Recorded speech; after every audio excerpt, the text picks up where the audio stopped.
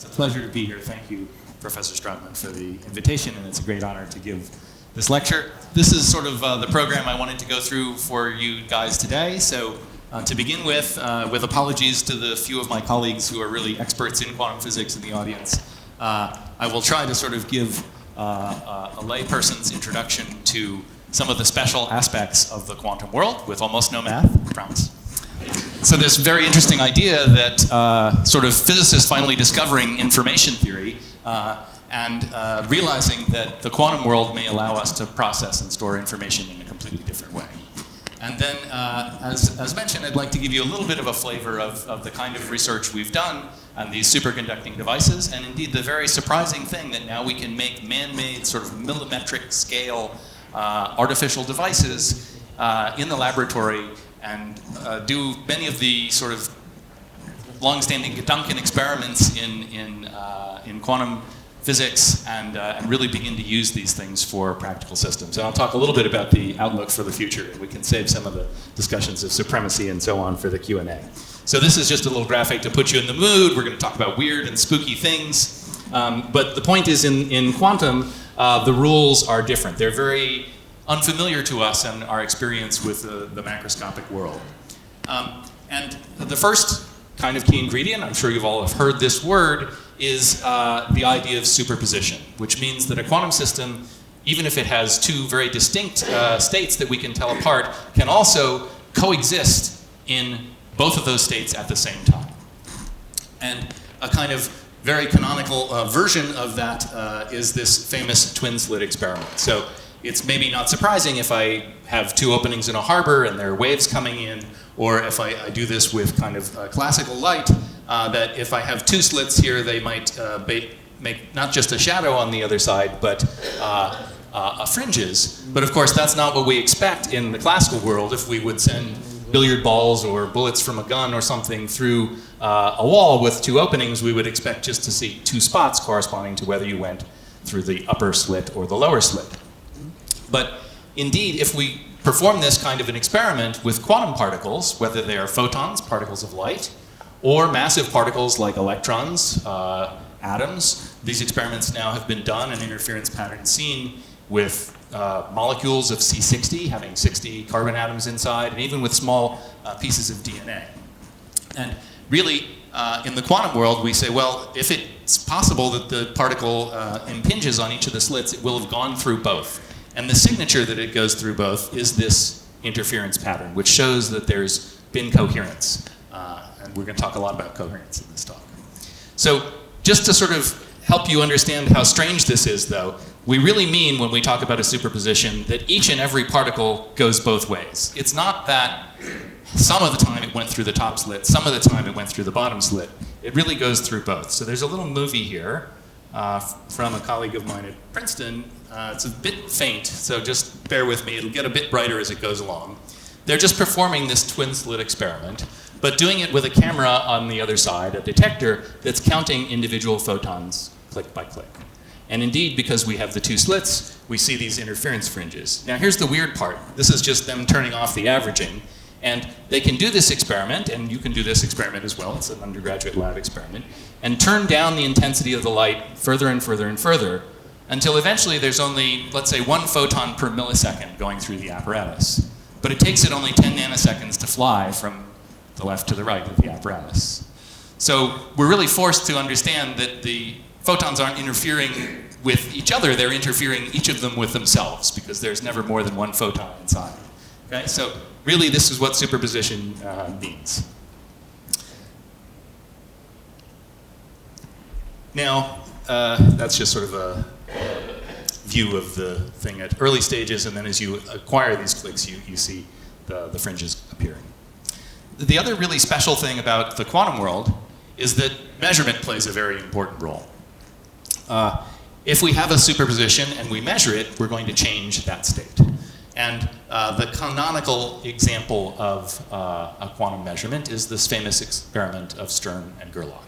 And they were actually very lucky. They were looking for the magnetic effects in atoms due to the electrons circulating around the nucleus. Actually, what they ended up discovering was the spin of the electrons, which also has a magnetic moment.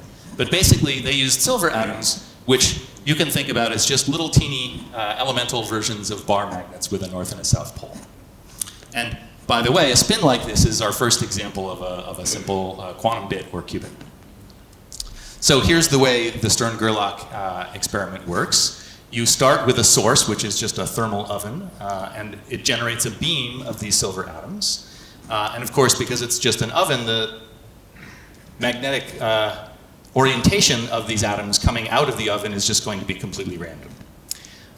The beam passes through this apparatus where there's a magnetic field gradient, and it tugs the ones that are pointing, let's say, in the up direction, upwards, and it pushes the ones that are pointing down, their magnets, down, and you would expect to get, classically, because the spins are pointing in all different directions, kind of a continuous smear. But in quantum mechanics, what we say is that, well, actually, the ones that were pointing sideways were a little bit of pointing up and a little bit of pointing down at the same time. But when they impinge on the screen and are measured by sticking, then they have to choose whether they were up or down in this particular instance. And this is an image of the postcard that Gerlach sent to Bohr, showing here this sort of emergence of these two spots and the existence of the quantization of the spin angular momentum for individual silver atoms. Okay?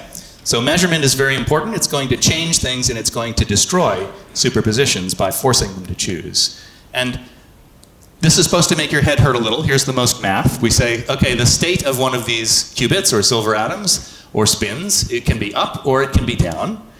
And we describe them with some probability amplitudes, alpha and beta. Those are going to be complex numbers, so that's supposed to make your head hurt a little bit. And we have up and down, but then an atom that goes sideways, we describe as being half up and half down. It has these probability amplitudes 1 over square root of 2. Now, these amplitudes, as I said, could be imaginary. You can't observe them directly or the wave function directly. What you can do when you go into this apparatus, you find one of the two results. You find up, or a spot in the vertical direction with probability alpha squared, and you find a spot in the downward direction with probability beta squared. Okay? So looking at the state changes it and induces what we call decoherence. It prevents this particle from existing in this suspended state between the two eigenstates. The third crucial ingredient in the quantum world is entanglement. And entanglement is even weirder. We say now if we have multiple atoms or multiple spins, your first guess is, well, okay, if they've not interacted, if they've never encountered each other before, all I need to do here is tell you, well, okay, this one has a certain probability amplitude alpha of being up and a certain probability amplitude of being down, and so on and so forth for each of the n atoms. But in general, these things may interact. For instance, the magnetic field generated by the little dipole of this silver atom may affect this one and apply a force or a torque and change its state. And therefore, actually we have to describe this system by saying, no, I can only know what's happening to this spin if I've also known what's happening to that spin. And we're forced into the following thing. We have a superposition of all of the states at once, of this many, many particles. So in this particular example, we have 5. So there are all the possibilities of they're all pointing down to they're all pointing up. And quantum mechanically, we say when they're interacting like this and entangled, we need to have some amplitude for each of these possibilities. Now this is also kind of weird and special about the quantum domain. And what it means is it's very difficult actually to solve problems in quantum mechanics with many body or with many particles because the calculations simply explode. So if we have 200 of these particles and we want to do a full treatment of their quantum dynamics, we actually need a computer with something like 10 to the 60 bits, which is bigger than any conventional computer that you will ever be able to have, bigger even than the number of particles there are in the universe. So this is kind of fantastic. And I think this fact had been appreciated for quite some time, but again was mainly thought of as weird and as a bug. And at some point now, as I mentioned, in the end of the 20th century, we started to understand that it might also be a feature or an opportunity. So this is the idea of quantum computing.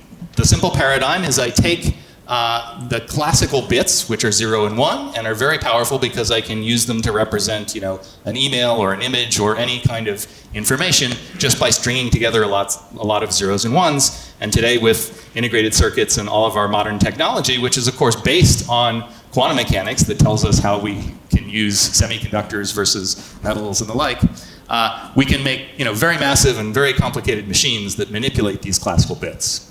But for quantum computing, we say, well, let's replace that as an information carrier, which should, of course, only ever have the state 0 or 1, never be indeterminate, never be both at the same time. If that happens in your conventional computer, you have to hit reboot, right? That's a failure. So let's take this also to its minimal extreme, and let's make our bits as small as possible. Let's make them a single atom or a single spin. And then we can still have two states, the ground and excited state of an atom, or the spin again pointing up or down. And we can say, let's represent those as being 0 or 1. So I can say, if I wanted to have a classical bit with a 1, I definitely put that atom in the excited state. But of course, it's different because now these quantum systems can be placed as well in a superposition where they're 0 and 1 at the same time.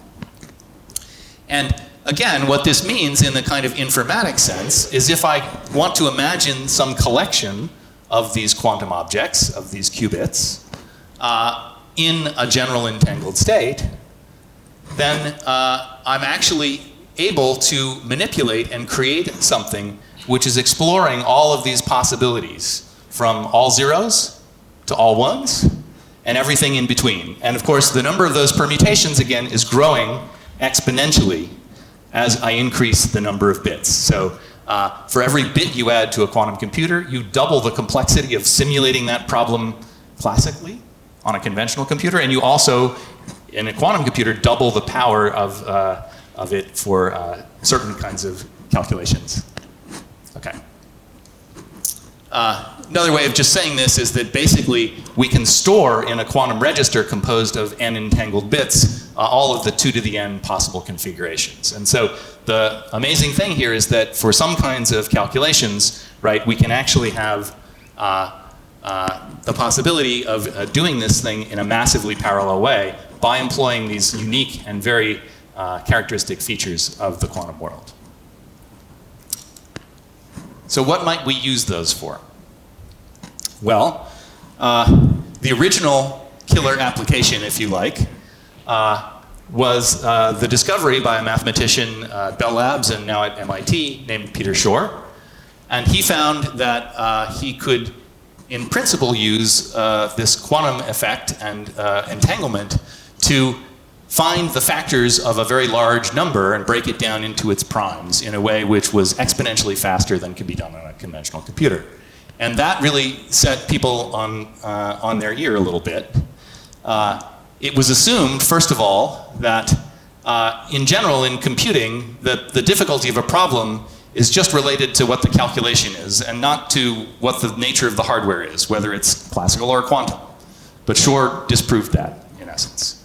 And because this factorization of a large number is basically the heart of what's known as public key encryption, and a lot of the way communication and so on goes on in the internet these days, it spurred both scientific interest and funding agent interest into this problem of whether you could actually build a quantum computer. So that is a potential application, but not one I'm going to be too particularly interested in tonight. This is also, I think, something that's probably one of the later stage uses for quantum computers. And there are also, by the way, now ways to do encryption or protection of your information that either use quantum mechanics and are immune to this attack, or just are the different sort and not, we think, susceptible to quantum hacking, quantum computer attack. What we think, most people think, are the first use cases of these quantum computers is actually for important scientific problems. Because, as I mentioned, the difficulty of actually modeling a new drug or a new molecule ahead of time is something which is exponentially hard in the conventional approach. So one of the goals would be to use a quantum computer to actually give a physical chemist some insight into a problem, or to help a drug company find a better way to develop something. We could also design catalysts. And then there are also very interesting ideas about using this parallelism of quantum computers to address other problems, including optimization, pattern recognition, or machine learning, or other kinds of problems where today we're basically stymied by the still finite power of our amazing conventional computers, because these kinds of problems, basically, we don't know any algorithms other than brute force search, and there's an exponentially growing number of combinations that you'd have to explore. But in principle, with a properly designed quantum algorithm, you could do those all in parallel and in a much faster time. Okay, this all sounds good. And this is about where we were in the turn of the century. What's the catch? Well, this is why I described to you the effect of the Stern-Gerlach, or the effect of measurement. Okay? It's going to be very difficult to build a quantum computer, and it's taken a lot of work to get there, because if I have all of these spins that I'm considering my register, my computer, and they're interacting with each other, and I want them to interact strongly because I want somehow these manipulations and the interactions between them determine, what problem it is that I'm solving. How do I prevent the enemy, which is all the other atoms in the universe, from also interacting and becoming entangled with the guts of my machine? I need somehow to have a very good isolation. I want some dotted line here that says, no, only please interact with each other, don't interact with the rest of the environment. Or another way of putting it is, I have to be very, very sure that while the calculation is running, there's no way that you or a heat bath somewhere or the environment could have determined the state of any of the qubits, which would have collapsed and changed the state and caused an error in which the calculation goes awry. Okay? And it's not enough to just put these things inside of an incredibly well isolated box. We still want to be able to initialize their states, to program their evolution, and to control their interactions. We need to have knobs that we bring in from the outside that will allow us to actuate this machine and actually have it do the calculation of choice. And this is one of the big tensions in quantum computing, in qubits. How do you find the optimal qubit? You want a balance between things that interact strongly and are easy to control, and things that are very easy to insulate or isolate from all the rest of the universe and their environment. Okay? So, how could we build quantum computers? How do we build them? Well, there are various different approaches. As was mentioned, right, one of the leading methods and sort of the first ideas for how to do quantum computing were based on, real God-given natural single quantum objects, such as trapped atoms or ions. One can also use impurities in the solid state, as was mentioned. This is the specialty of Professor Rochtrup, who we were here together a couple of years ago. Now, this is nice, and it's easy to see how that would be a very well-known, very controllable quantum system.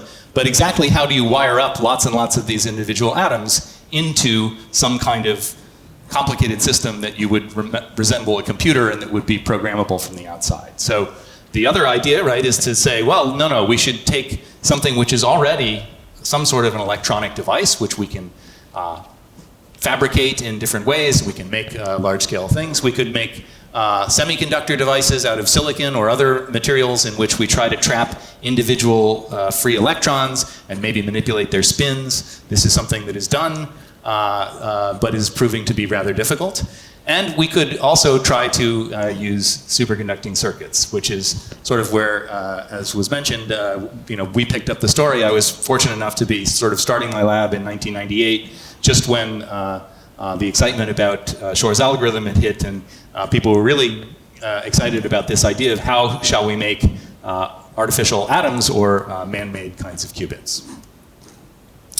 So now it turns out that it's not obvious, of course, that such a large device can actually be very quantum.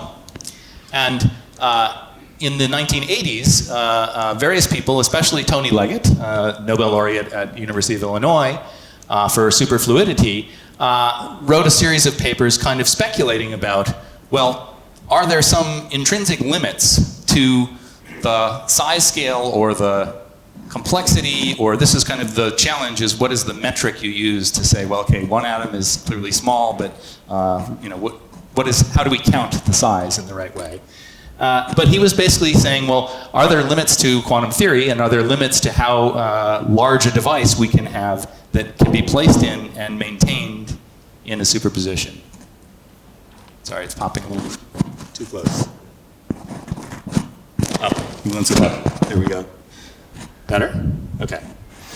And so Professor Leggett actually proposed that, you know, superconducting devices where, for example, you could make a ring of superconducting metal and have currents that would circulate clockwise or counterclockwise, thereby making a very large magnetic moment, right? Much, much bigger than an actual silver atom.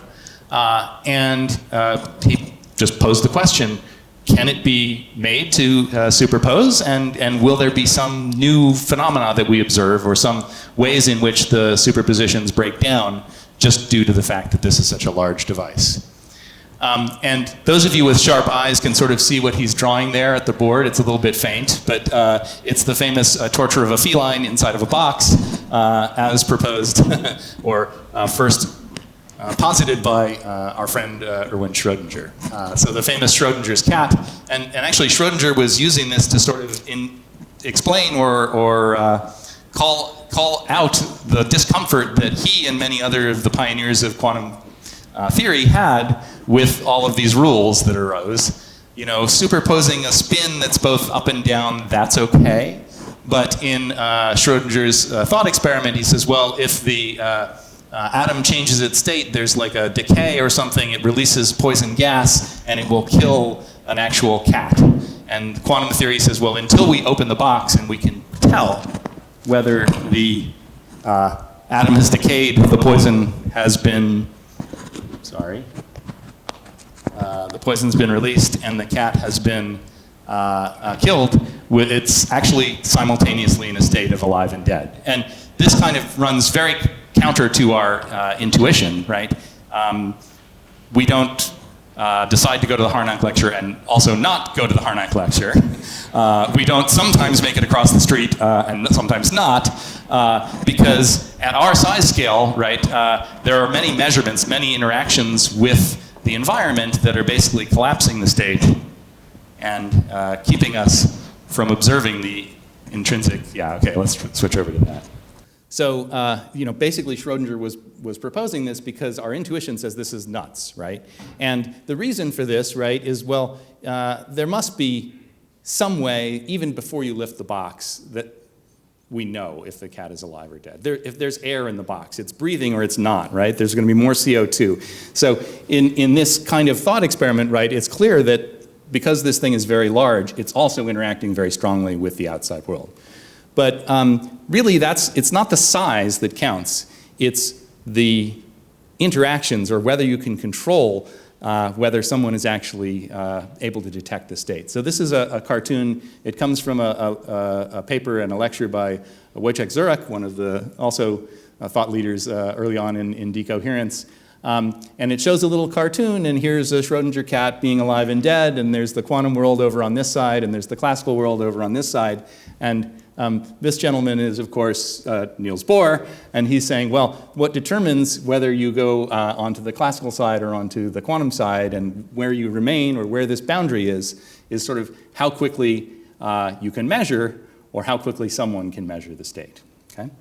So basically, with these speculations from Tony Leggett, and now this new motivation, how shall we build practical quantum computers, there was a lot of interest in now seeing whether we could make man-made, macroscopic, artificial objects and have them really behave in a truly quantum way with long-lived superpositions. So the idea here, you know, of course, we can have a qubit or a two-level system that's an atom where it might be very, very small, right, an angstrom in diameter, but there'll be some difference in the states. Either the electron is circulating or not, or it's in one of two of the energy levels. On the other hand, we can have a circuit And that can oscillate. Our circuits oscillate at a frequency of a few gigahertz. And that just basically means that there's charge sloshing back and forth inside this circuit element. But that element is going to be many, many microns, even millimeters or centimeters in size. And it will contain inside many, many individual particles. So the question here was, could we ever really treat this as a proper artificial atom? And this is a picture now of one of the kind of current generation of these superconducting qubits. This is known as the Transmen qubit, which was pioneered by our Yale team. It wasn't the first superconducting qubit. There are other interesting ones, and people still coming up with other kinds of circuits that have interesting properties, but this has become sort of the de facto industry standard, if you like. And in principle, it's very simple. It's just an electrical oscillator, an LC, where the capacitor is formed by these two superconducting plates here that are this sort of purple-colored part. And then at the heart of it is a smaller device, a Josephson junction, which is just basically a sandwich of superconductor, insulator, and superconductor, where this insulator is aluminum oxide that's grown on, and that's thin enough that it's just a few atoms thick, and it allows charges to tunnel back and forth. And if we take this device and we operate it at temperatures near absolute zero, aluminum, it turns out, like many other materials, is actually a very good superconductor. For aluminum, it becomes superconducting at about 1 Kelvin, and basically we expect all electrical resistance to vanish from these circuits, okay? And what tunnels back and forth here are pairs of electrons, or Cooper pairs.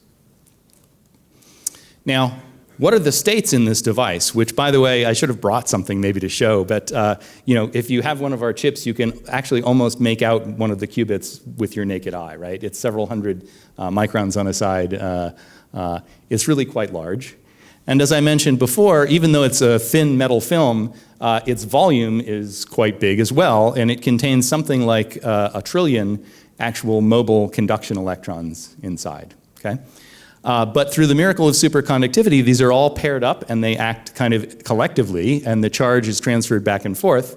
And the way this device works, the way this artificial atom works, is the two states, the sort of analog of spin up and spin down for our silver atom. The 0 or 1 is the presence or absence of one electromagnetic excitation in this little circuit element. So basically, it's, as I mentioned, a few gigahertz. It's one microwave photon that's kind of trapped in this little LC oscillator. And it's a very small amount of energy that we're storing. It's something like 10 to the minus 24 joules, maybe 9 orders of magnitude, I think, less than the energy it takes to store a bit in your laptop.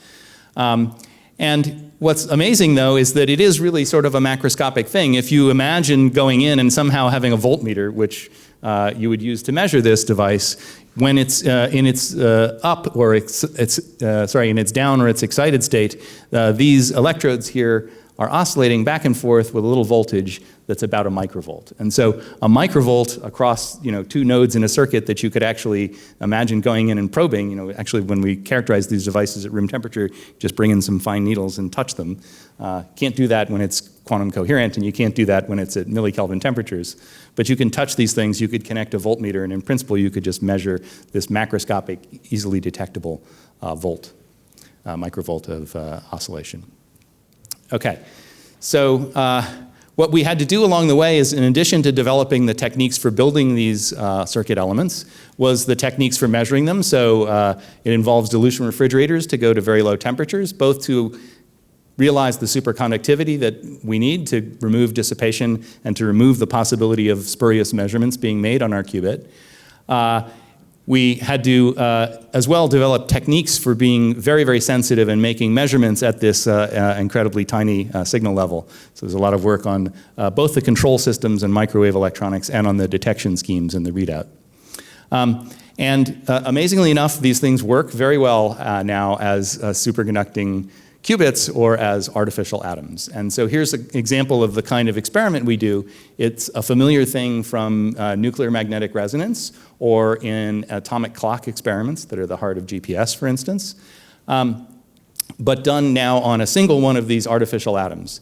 So the way it works is you send in a carefully tailored pulse of microwave radiation, electromagnetic signal, And that pulse is going to excite the device. If it's in its ground state, it's going to excite it. But here we're going to do a pulse that basically excites it half the time, or creates a superposition where it's both oscillating and not oscillating at the same time. And then after a certain delay, which is this horizontal axis, a second pulse with a different phase comes in. And what we can see here is an interference fringe, an oscillation, where at certain phases for the second pulse, it completes the excitation of the qubit, and we find it in its excited state. And at certain other delays or phases, we find that it is brought down to its ground state. And basically from measuring the decay of these wiggles, which is still the environment coming to bite us, right? That's the device is interacting somehow with the outside world. A little bit of the energy is being lost to heat, or there's some impurities or defects somewhere inside the device, inside the cryostat, that are learning the state. It slowly decays away. Okay? And to make good qubits, we basically want to have this time last as long as possible so we can do as many of these manipulations and as complicated a calculation as we would choose. And yeah, as Professor Stratman mentioned in the introduction, there's been incredible progress here. So when the field started, the first experiments were done in Japan in 1998 or so. The lifetime of one of these qubits, the duration we could maintain the coherence of one of our superpositions was only 1 or a few nanoseconds, which was also about the time it takes to do one of these manipulations, or a sort of primitive gate on the device. And over the years here, we've understood more things about how to control them, how to shield them better and better from their outside world, but still bring in the signals we need. And we've also figured out how to basically design the qubits, because this is one of the nice features. We're not stuck with choosing, beryllium or helium or one of the atoms in the periodic table. We can tailor this superconducting circuit and its properties in any way we want just by changing the electrical properties. And we've basically figured out ways to make these devices that are more and more robust, more and more insensitive to the noise and the perturbations or the decoherence that's always present in the system. And what's very exciting is, in the last few years here, these qubits have reached a point where you can imagine doing thousands and thousands of operations on this superposition before it completely runs down and becomes classical or loses its information. And that means that now we really think that it's practical to build machines out of these devices.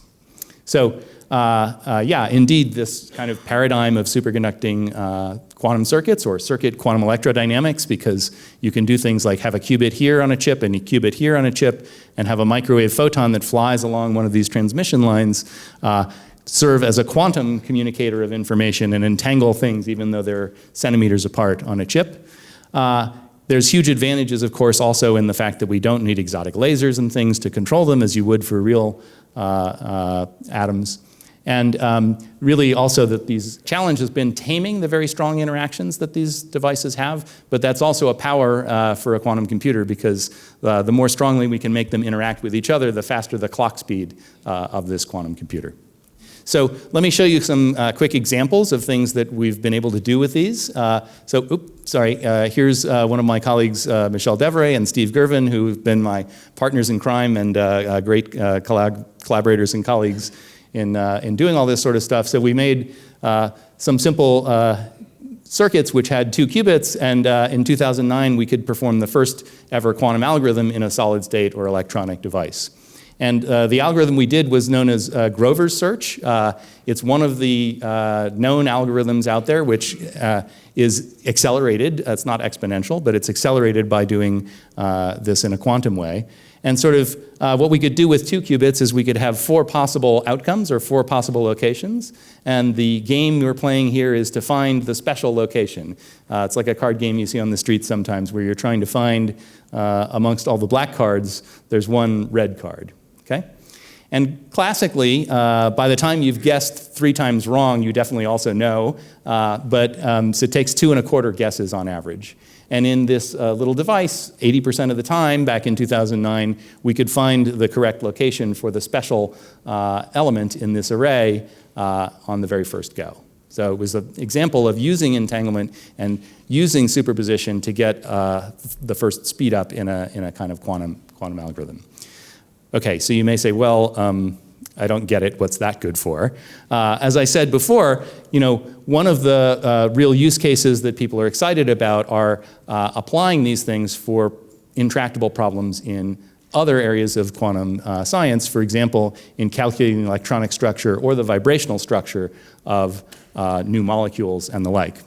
And I'll just give you a little example of a more recent algorithm of a type we've done. It's still a really fairly simple and fairly modest processor. It looks now like this. It's actually a kind of three-dimensional object, and we're using these two microwave cavities, which are the large holes in this block of metal, as a sort of logical or robust qubits, and then there are chips containing the transmons which are inserted inside. And what we wanted to do here was calculate the vibrational spectrum of some simple molecules. So if you have a molecule and you actually hit it with a laser and excite it electronically, the forces on the atoms change, and now the molecule can start vibrating and shaking. And as the molecule becomes more complicated, all the number of ways that it could shake becomes more and more complicated. And so, for example, these are the results of us using this device to simulate the absorption spectrum of water.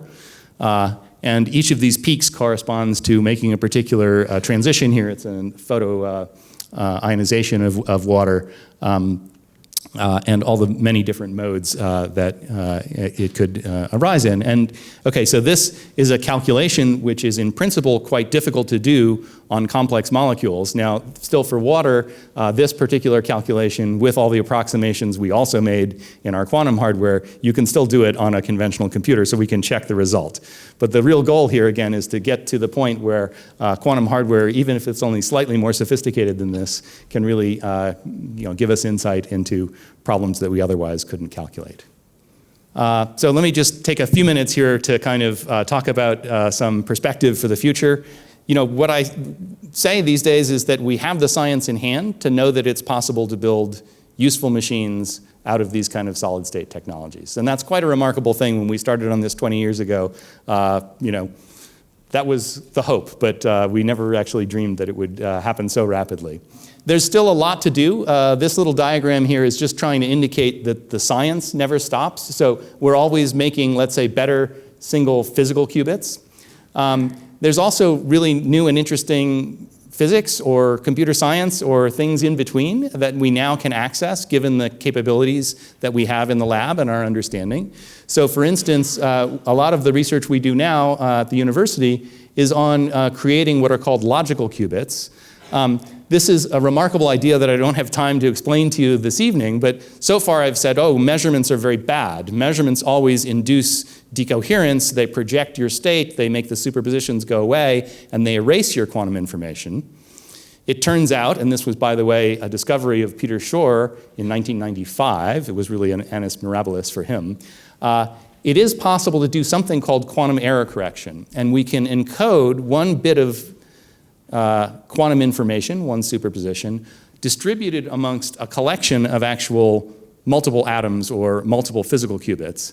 And then by encoding that information just the right way, where there's a certain symmetry, and making measurements of just the right type, not that tell you is that qubit up or down, but just has the symmetry been broken, has an error occurred, you should actually be able to know when an error happens and either reverse it in a sort of Maxwell-Demon type of scheme, or compensate for it in your calculation by remembering to take care of that minus sign in the computation. And so a couple of years ago now, we were able to use this kind of novel way of encoding logical qubits using actually multiple photons now stored inside an adjacent memory element, which is a microwave cavity. And we actually used something called a Schrodinger's cat state. It's a superposition of many photons. And we could do rather complicated experiments on this thing and watch as the environment tried to erase our information, tried to mess us up. And we could detect the naturally occurring errors as they occurred. And in this particular experiment, we could just barely use the information acquired by the measurement apparatus to extend the lifetime of our superposition by like 10%. We actually had to overcome a certain break-even, so it's like fusion energy. You want to get out more coherence than you put in originally. We're just about at that point now, which is very exciting. And it's teaching us things about how we should encode quantum information and how we should build quantum computers in the future. As was also mentioned, and as I'm sure you've heard, there's an awful lot of interest both in the public and in the private sector. These are some old headlines. There was this whole issue of The Economist a couple of years ago devoted to it. But as was mentioned, this is a timely week for quantum computing. So I read the New York Times. I'm sure there are lots of things in the German press as well. There was an interesting article kind of focusing on IBM's efforts yesterday. And it says here, I think you can read it, with Transmens and entanglement, they're striving to put things to work, and it discusses IBM's plans for commercialization and so on. And then, of course, today, Google announced, although it had been sort of accidentally leaked some weeks ago, that they have achieved something they call quantum supremacy, which is a claim that they have a large enough computer with something like 50 bits, quantum bits now, that is doing something at least that it's hard to simulate the performance of their computer on a conventional computer. It's not yet doing the real goal, which is a useful calculation you wouldn't have known the answer to without actually having a working quantum computer. So we'll get there, though, okay, in the not too distant future, I think. So it's a very interesting time. You know, as a physicist, you say, well, I want to work on an interesting topic, but I want it to have some use for society, for mankind in the long run. You don't always think that it's going to happen inside your working career. And you know, it's quite amazing now to see the big giants like Google and IBM hiring a lot of our graduates maybe, and also adopting a lot of the technology, including these Transmen qubits and many of the technologies and techniques and so on. And you know, they also have resources and they can push these things forward. So they can do some of the engineering. And there are also some small startup companies, including one that my colleagues and I at Yale co-founded called Quantum Circuits, Inc. A really commonly asked question then that I get at this stage is the following. So is this still science, or has it now become just engineering? If they say just engineering, you know it's a physicist talking, and they probably don't have much experience with real engineering, which is not easy, but is you know, different discipline. So my answer is yes.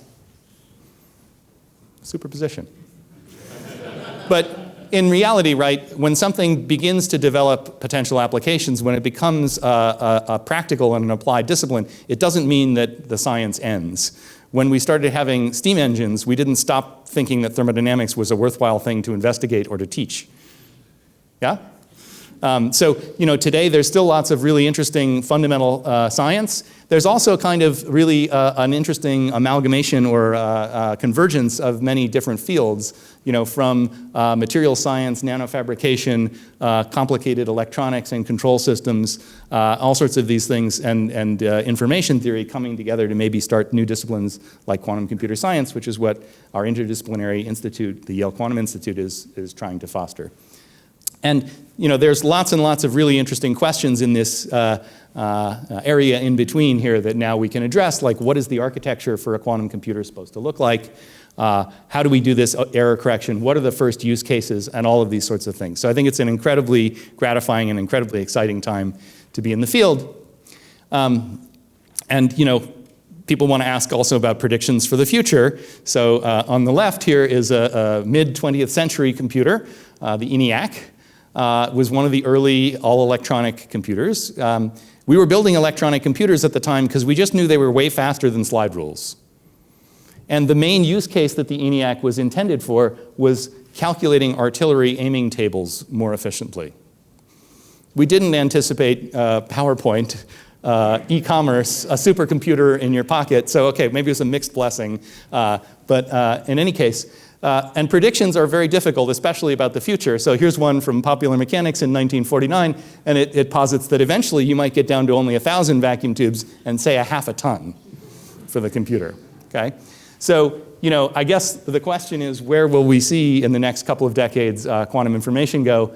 I'm not sure, but it's going to be really exciting, and I'm looking forward to it very much. So thank you all for listening.